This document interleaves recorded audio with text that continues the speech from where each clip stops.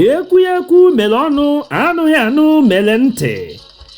Ya mere Ogbuoneayakpanti nke The Brothers at Newspaper ji were na-amara ụnụ ọkwa dị oke mkpa ka onye ọbụla nke na-eme mgbere azụmahịa dịgasị iche iche gbaa mbọ ịhụ na o mepere ihe ndị oyibo na-akpọ bank app maọbụ ịkpọ ya online banking. Ọ bụ ihe ndị a dịga otu a ga-eme ka ị mara mgbe ndị oshi anya ọcha jiri mee gị ịwa ma mekwa gị o tinyere anya aha ụzọ. Aga m ejizi ohere a were gosipụta ụnụ ihe onyonyo nke na-akọwa ya nwa bụ oshi ntụcha anya nke a na-ekwu maka ya. Ejikwazi m ohere a were na-adọ gị nwa bụ onye na-ege m ntị aka na ntị, ọ kachasị ndị nke na-eme ihe a na-akpọ POS n'onu ndị iti, ka onye ọbụla chiri anya ya n'aka mgbe ọbụla unu na-anabata ego ahịa unu zụrụ site n'ihe nke a na-akpọ money transfer n'olu ndị iti. Ya bụ mgbe ọbụla mmadụ mere gị money transfer, biko dododododo gbaa mbọ ịhụ na ịtụlele ma kirikwa ya nwere ego ole ị nweburu n'ụlọ akụ gị site na ekwentị nke iji n'aka, ya bụ online banking nke m gwara gị maka ya. Mgbe ọbụla onye ahịa gị gosiri gị ekwentị nke ya nke na-egosipụtara gị na ya akwụnyego ego gị na ya kpebikọtara na azụmahịa nke unu mere, si ya nyetụ gị obere oge maọbụ obere ndidi ka ikirie n'ekwentị nke gị iji gosi na ego ahụ ọ kwụnyere bụ ihe nke batara abata. Mee ngwa ngwa tupe ụlọ akụ gị nke a na-akpọ online banking iji n'aka gị bụ ekwentị ka ịhụ ego ole nke ị nwere, were mara na ego ahụ ọ kwụnyere gị ọ batara abata n'ezie. Ọ bụrụkwa na imeghị ihe nke m na-agwa gị ugbu a, matakwa nke ọma na ndị ahụ bụ ndị ọkpata orikarị onye kpatara gakwa atụcha gị anya, riwa gị ma bụrụ ego gị na rie.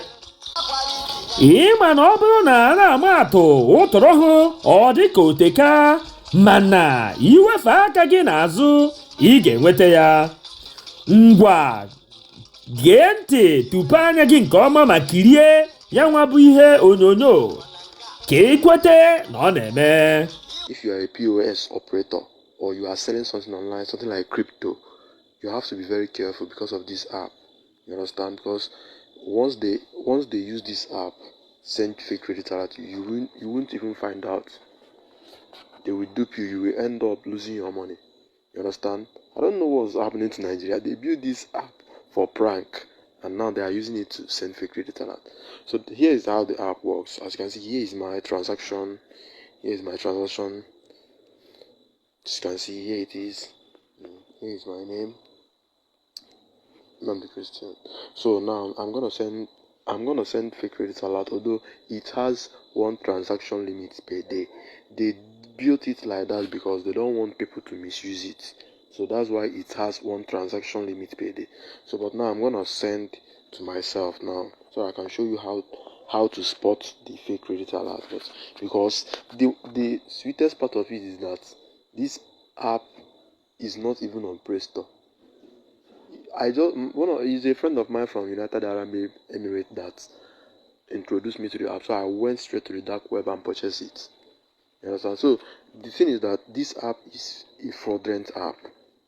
It's a fraudulent app. It will even update balance, but I will show you how to spot it in case if you are a POS operator. So just pay attention and listen to the video. Let me show you now. You click on transfer, then click on add payee. First name, you're gonna add your name. So I'm sending to myself. My name is Nnamdi Christian. So my account number, this is my Access Bank account number. 07422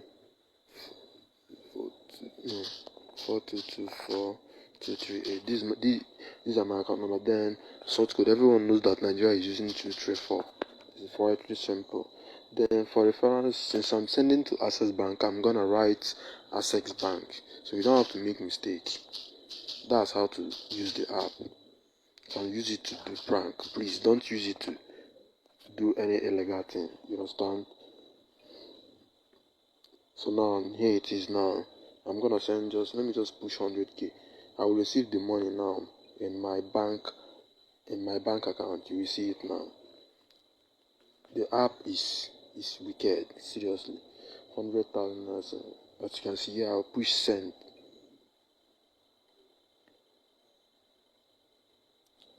Do you see? Payment successful. 100,000 has been paid to the Christian. These are my reference number. Then I'll click on. Let's wait for the alerts.